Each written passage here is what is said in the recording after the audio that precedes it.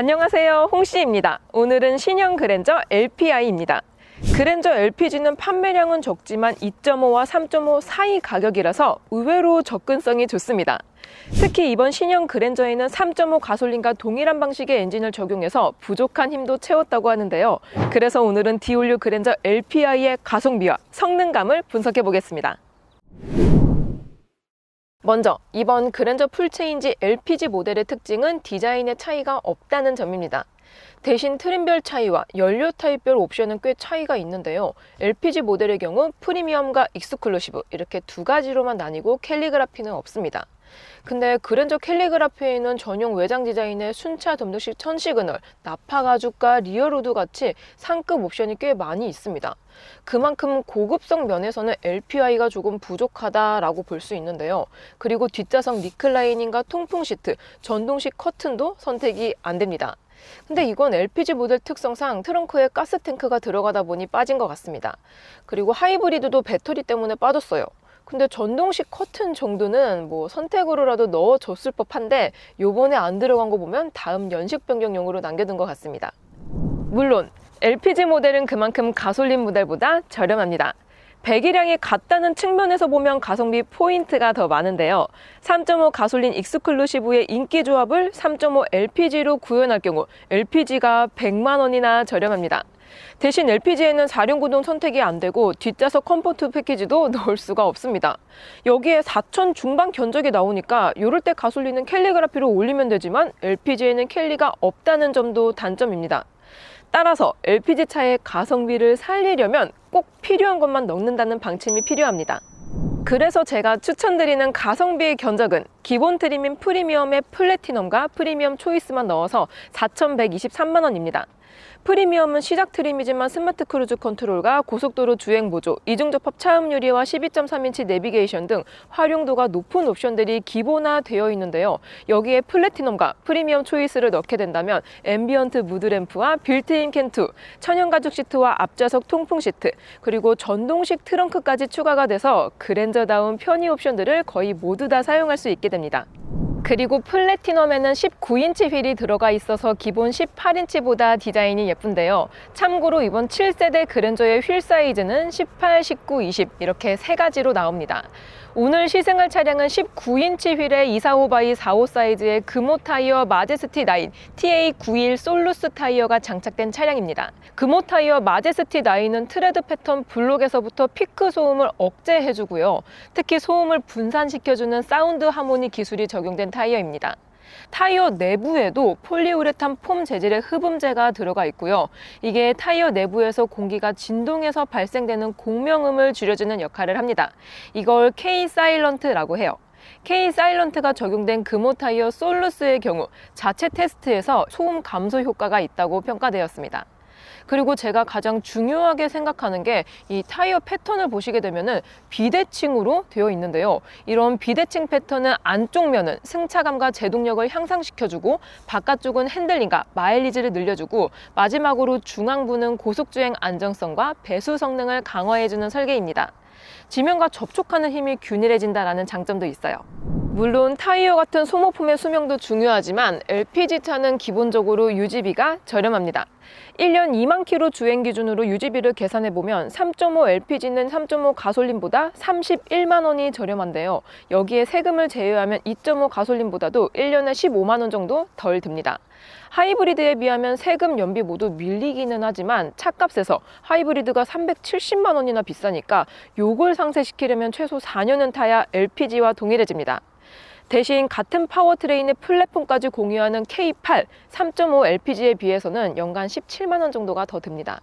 근데 이건 보험료를 빼면은 순수 가스값 차이에서는 6만 6천 원이니까 이 정도는 발끝 신공으로 줄일 수 있을 것 같습니다. 시승을 나가기 전에 하나만 더! 가스차에 있어서 가장 걱정이 되는 부분은 바로 트렁크 공간입니다. 이번 신형 그랜저 GN7에는 트렁크 공간 손실을 방지하기 위해서 도넛형 본배 탱크가 들어가 있습니다. 근데 이상하게 구형보다 용량이 줄어들었습니다. 공식적인 답변은 아니지만 리클라이닝 시트 도입과 함께 프리뷰 전자제어 서스펜션 시스템 때문에 그럴 거다라는 의견이 있습니다. 아무튼 부족한 수치는 아니긴 하지만 가솔린에 비해서 160리터나 적기 때문에 참고하시면 좋을 것 같습니다. 자, 그럼 시승을 나가볼게요. 짠! 디올류 그랜저 LPI를 타고 주행 중입니다. 일단 가스차 하면은 가솔린 차에 비해서 조용할 것 같잖아요. 실제로 타보면은 엔진 회전될 때의 사운드가 조용합니다. 전에 타봤었던 3.5 가솔린보다는 확실히 부드러운 것 같습니다. 액티브 로드 노이즈 캔슬링도 한몫하는 것 같아요. 근소한 차이긴 하지만 LPI가 더 조용하긴 조용합니다. 그리고 타이어 마찰음도 거의 안 느껴지는데요. 현재 장착된 타이어는 금호 타이어 마제스티 9 솔루스 TA91 타이어입니다. 매니아층이 많은 타이어예요. 마제스티 9에는 타이어 내부에 흡음재가 들어가 있어서 로드 노이즈를 감쇄시켜준다 라고 하는데요. 확실히 도움이 되는 것 같습니다. 그랜저랑 궁합이 잘 맞아요. 이게 K-사일런트라는 흡음 기술인데요. 타이어 안쪽과 바깥쪽 패턴을 비대칭으로 해서 소음을 분산시켜주는 방식입니다. 참고로 저소음 타이어의 기준은 단면폭에 따라서 70에서 74dB 정도고요. 소음 허용치가 3dB 이하면은 AA 등급을 받습니다. 그리고 세단은 휠 크기에서 오는 승차감 차이도 있습니다. 현재 시승 중인 차량은 익스클루시브 트림에 플래티넘이 추가돼서 19인치 휠이 적용이 되어 있는데요. 프리뷰 전자제어 서스펜션만 빼고 모든 옵션이 적용된 풀옵 사양입니다. 근데 전에 시승했었던 20인치와 프리뷰 전자제어 서스펜션 조합보다 승차감이 더 좋습니다. 일단 휠 사이즈에서 오는 차이도 있는 것 같고요. 그리고 가스차는 기름차보다 연료통 무게가 무거워서 접지력이 상승하게 됩니다. 따라서 노면 그립을 잘 받아주려면 타이어의 퀄리티가 중요한데요. 보통 타이어 중간 패턴이 주행 진동과 밀접한 관련이 있습니다. 오늘 장착된 마제스티 9은 슬라이스 챔퍼라고 해서 주행 진동 억제와 정숙성 향상 기술이 적용됐기 때문에 접지와 탄성 밸런스가 좋은 것 같습니다. 고급스러운 승차감이 인상적입니다. 자, 드디어 풀악셀입니다. 가스차는 출력이 부족하다? 제가 늘 받는 질문이지만 그냥 보여드리는 게 빠를 것 같습니다. 자, 그럼 스포츠 모드로 바꾸고 저속에서 고속으로 풀악셀! 얍! 오, 초반에는 조금 끌어올려주는 게 시간이 걸리는데요. 야, 역시 자연흡기답게 속도가 한번 붙고 나니까 엄청나게 잘 달립니다. 야, 이거 완전 질주하는데요? 거의 3.5 가솔린하고 차이가 나지 않을 정도로 진짜 잘 달려줍니다. 야, 가스차인데 고속 한계치가 장난이 아니네요. 역시 V6 6기통입니다. 진짜 잘 달립니다. 와. 그랜저 3.5 LPI는 240마력에 32토크입니다. 가스란 게 원래 기름에 비해서 연량이 적기 때문에 가면 갈수록 출력 차이가 진해지긴 하지만 LPI도 6기통 자연흡기라 그런지 2.5보단 힘이 확실히 좋습니다. 고속 영역도 부족하지 않아요. 다시 한번 이렇게 밟아봐도 역시 8단 미션 체결감도 좋고요. 업다운도 리드미컬합니다. 효율적이에요. 전반적으로 파워풀함보단 부드럽고 은근히 강력한 가속감을 가지고 있습니다. 그리고 구형 3.0 LPI 대비로 보면은 배기량과 마력 모두 늘어서 그런지 항속성이 좋아진 것 같고요. 장거리 운전할 때는 신형이 조금 더 좋을 것 같습니다. 다음으로 제동감입니다. 그랜저 LPI에는 가솔린 모델과 동일한 캘리퍼 브레이크가 적용이 되어 있습니다. 그래서 차 자체의 제동력은 똑같은데요. 대신 전에 시승했던 그랜저와 타이어가 다릅니다.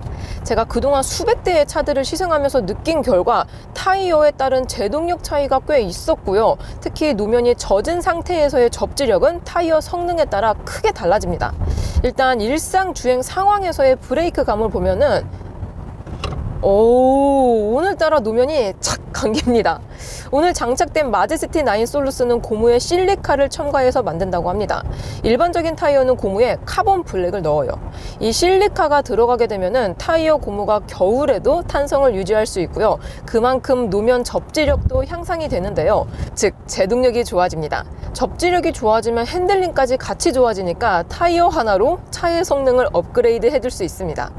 마지막으로 코너를 돌면서 운동성을 느껴보겠습니다. 고속 코너링! 현재 스티어링 휠만 스포츠로 해놓은 상태인데요.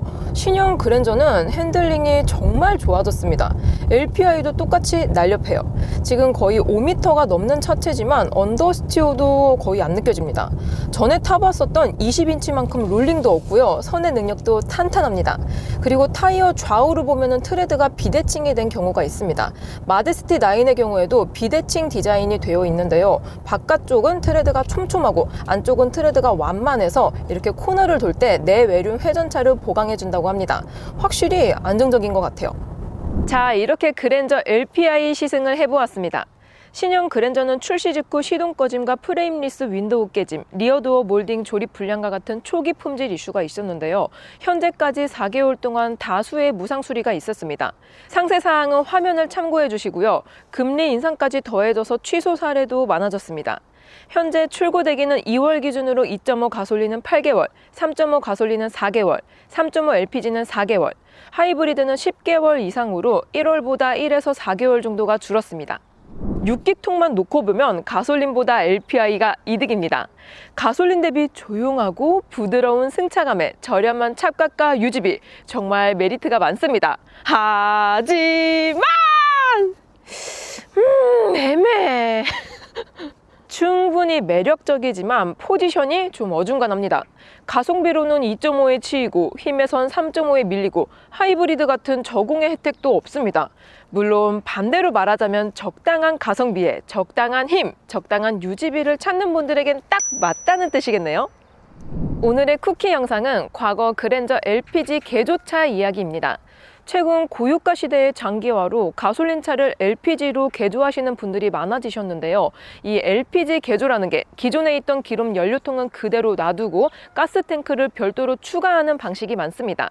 즉, 가솔린과 LPG 두 가지 연료 타입을 사용할 수 있는 바이퓨얼 형식이라는 건데요. 참고로 얼마 전에 토레스가 이 방식을 채택한 적이 있습니다.